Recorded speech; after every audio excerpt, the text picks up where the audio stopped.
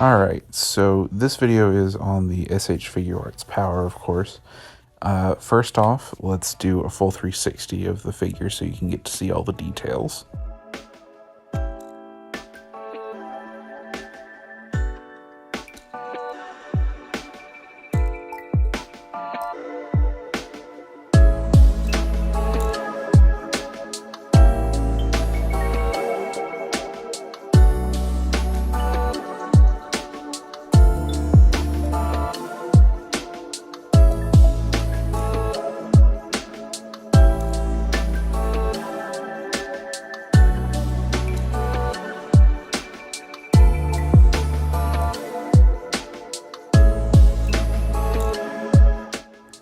So now that you've seen everything for yourself, I wanted to cover a couple things that I took in myself.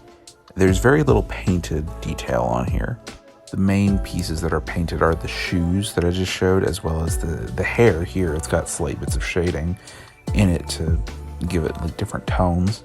On top of that, there's of course the faces, because that's got to be painted, as well as the shirt.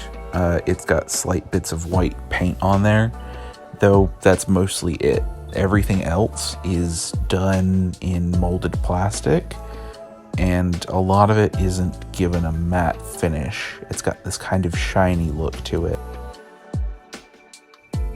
Next up for Power is her articulation. It's got some really good articulation throughout the figure.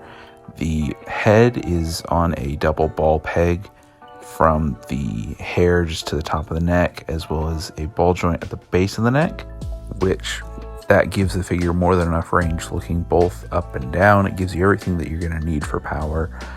It's super simple in there, just cup and barbell joint. At the top of the hair as well is a hinge up and down, and it's just back and forth to get that hair out of the way. It doesn't have great range, but it has enough to do what it needs to do. One of the few issues with this system, though, is it still has the same issue as like other SHF releases, where if you push the face too far forward, it starts to peel away from the head itself. So keep that in mind. You might have to just press them back together. The bicep swivel is just fine. It looks just fine with that, the way that shoulder is made and everything, though it is a little tight in there. There is a butterfly joint in there, as well as a big old hinge at the top of the shoulder, and a ball joint going into the butterfly joint. So it gets you all the range that you could ever need from that area, though it's a little bit finicky, so I'd be careful about all that. You get insane amounts of forward. You can get it across the body just fine. The shoulder, there's a double jointed elbow, as you can see here, and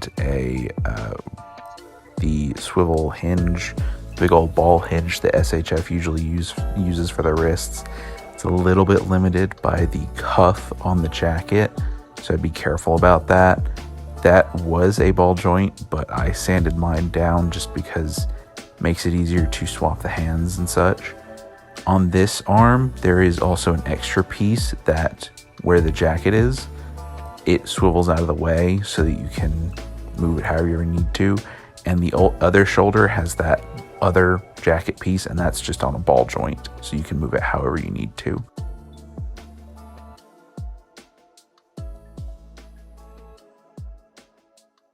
On the other side, the bicep swivel is just as tight, so be very careful about that.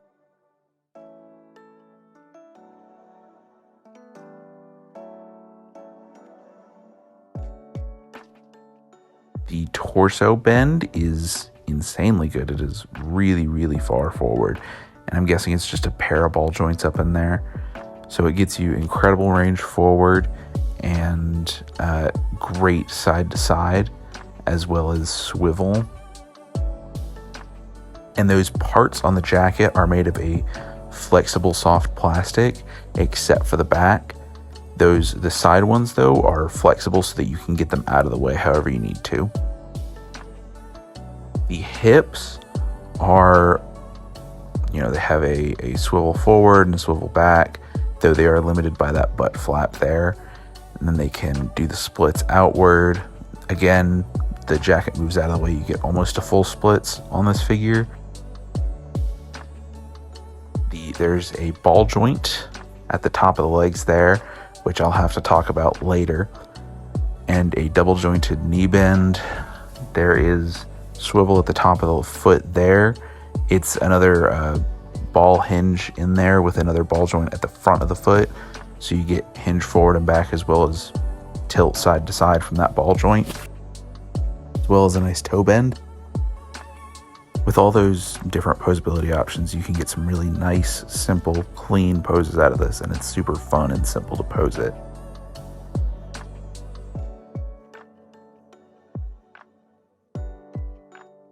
Now on to accessories. You get 4 different faces: yelling, smiling, and then 2 worried. You get 6 different pairs of hands for holding, relaxed, fisted, victory pose, wide open hands, and then clawed hands.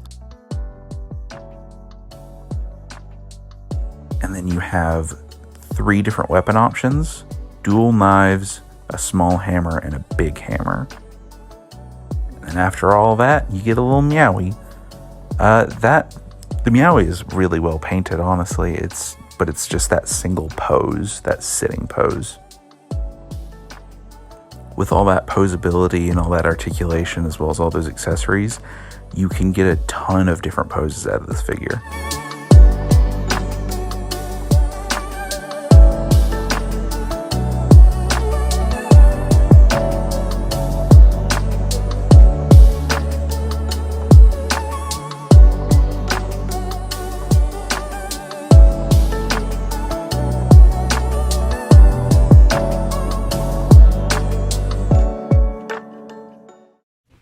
Now, with the review itself out of the way, I want to personally talk about my own experience with this figure, and it starts with this box.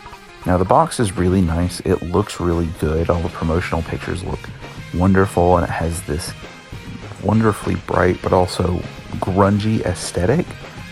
Though my issue isn't with the rest of the box, it is with one small detail on here.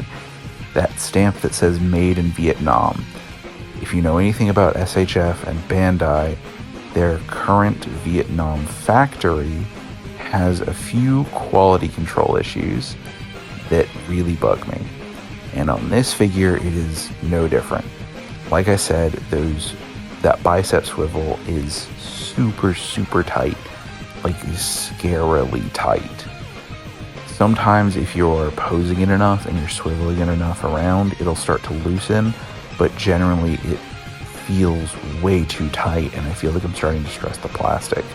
But the biggest issue is here at the hips.